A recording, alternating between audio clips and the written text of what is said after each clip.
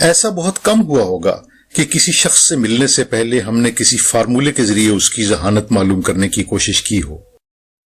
جب ہم لوگوں سے ملتے ہیں تو عام طور پر ہم ان کے آئی کیو سکور کو نہیں دیکھتے، بلکہ ان کے رویے، بات چیت اور طرز عمل کا مشاہدہ کرتے ہیں۔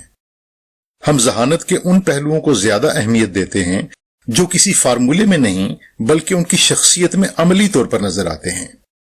اس سیشن میں ہم انتہائی ذہین لوگوں کی شخصیت کے ممکنہ مثبت اور منفی پہلوؤں کا ذکر کریں گے، لیکن پہلے ذہانت کے بارے میں چند بنیادی باتیں سمجھ لیتے ہیں۔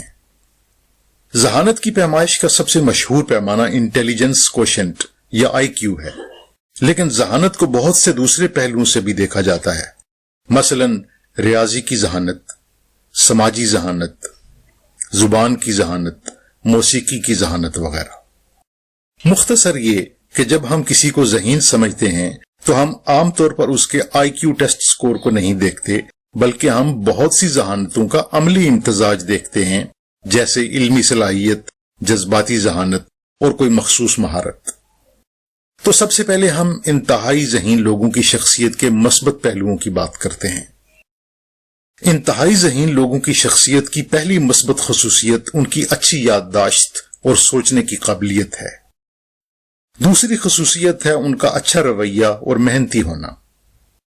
ان کی تیسری خصوصیت عمومی علم اور ان کہی باتوں کو سمجھنے کی صلاحیت ہے۔ چوتھی بات ہے زبان اور استدلال کی مہارت۔ پانچویں بات ہے قابل اعتماد فیصلہ سازی کی صلاحیت۔ ان کی چھٹی خصوصیت دوسروں کی نظر میں ان کا قابل اعتبار ہونا ہے۔ ساتویں خصوصیت ہے ان کی اعلیٰ تخلیقی صلاحیت۔ آٹھویں ان کی اعلیٰ کارکردگی۔ نویں ان کی مسائل حل کرنے کی صلاحیت، اور 10ویں ان کی وجدانی صلاحیت، جس کی وجہ سے بعض اوقات وہ کسی استدلال کے بغیر بہترین فیصلے کرنے کے قابل ہو جاتے ہیں۔ اب آتے ہیں ایسے افراد کی شخصیت کے چند منفی پہلوؤں کی طرف۔ پہلی بات یہ کہ ان میں ذہنی بیماریوں کا شکار ہونے کے امکانات ہوتے ہیں۔ دوسری یہ کہ کام سر انجام دیتے ہوئے ان پر اضطرابی کیفیت طاری ہو سکتی ہے۔ تیسری یہ کہ بعض حالات میں انہیں سماجی مہارت اور دوسروں سے رابطے استوار رکھنے میں دشواری کا سامنا ہو سکتا ہے۔ اور چوتھی یہ کہ انہیں فوری رد عمل پر قابو رکھنے میں مشکل پیش آ سکتی ہے۔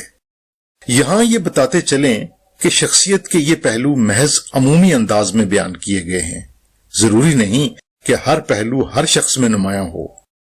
تاہم ان باتوں کا جاننا ہمیں اپنی شخصیت کو متوازن بنانے میں بہت مدد دے سکتا ہے۔